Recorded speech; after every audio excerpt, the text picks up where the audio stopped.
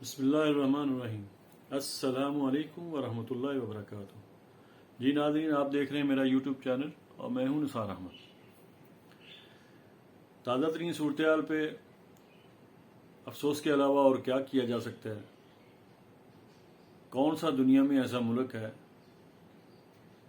جس کا prime minister اور چیف منسٹر، سب سے بڑے صوبے کا چیف منسٹر، منی لانڈرنگ کے کیسز میں عبوری ضمانتوں پہ حکومتیں کر رہے ہیں؟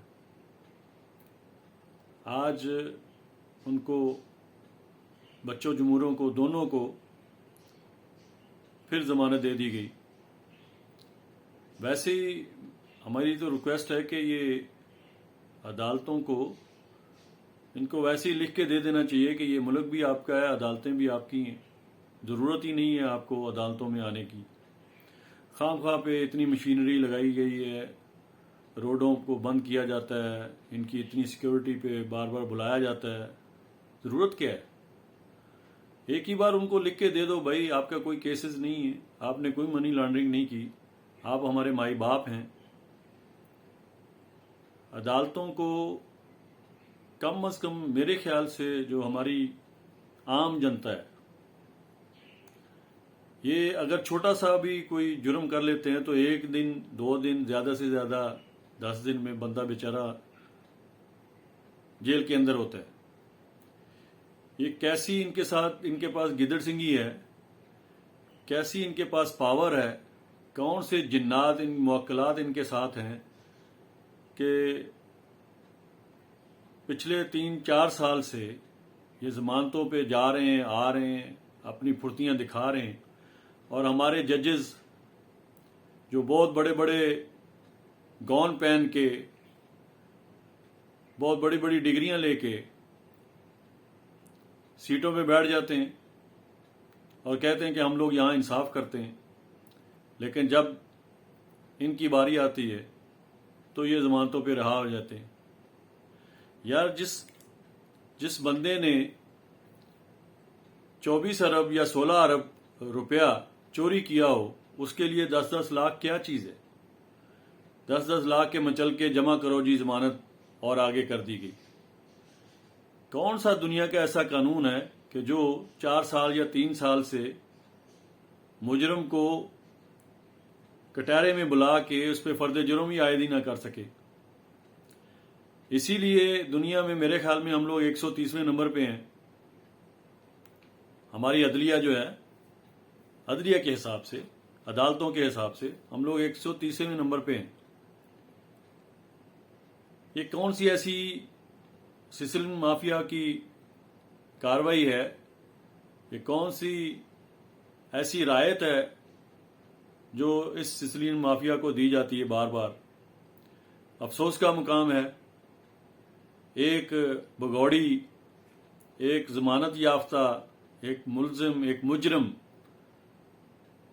آپ سمجھ رہے ہوں گے میں کس کے بارے میں بات کر رہا ہوں، جو ڈکٹیٹ کرتی ہے پرائم منسٹر کو، جو اپنا حق سمجھتی ہے، وہ حکومت میں نہ رہتے ہوئے بھی حکومت کی مالک بنتی، نہ وہ ایم پی اے ہے، نہ وہ ایم این اے ہے، لیکن حکومت وہ چلا رہی ہے۔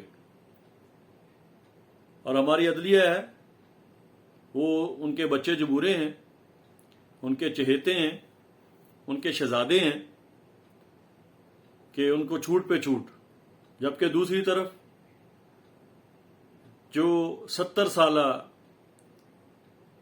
جناب محترمہ یاسمین راشد صاحبہ، بوڑھی عورت ہیں، اتنی خدمات ہیں، ٹیچر ہیں، وہ ڈاکٹر صاحبہ کو دہشت گردی کی دفعات لگا کے اریسٹ وارنٹ نکالتے ہیں۔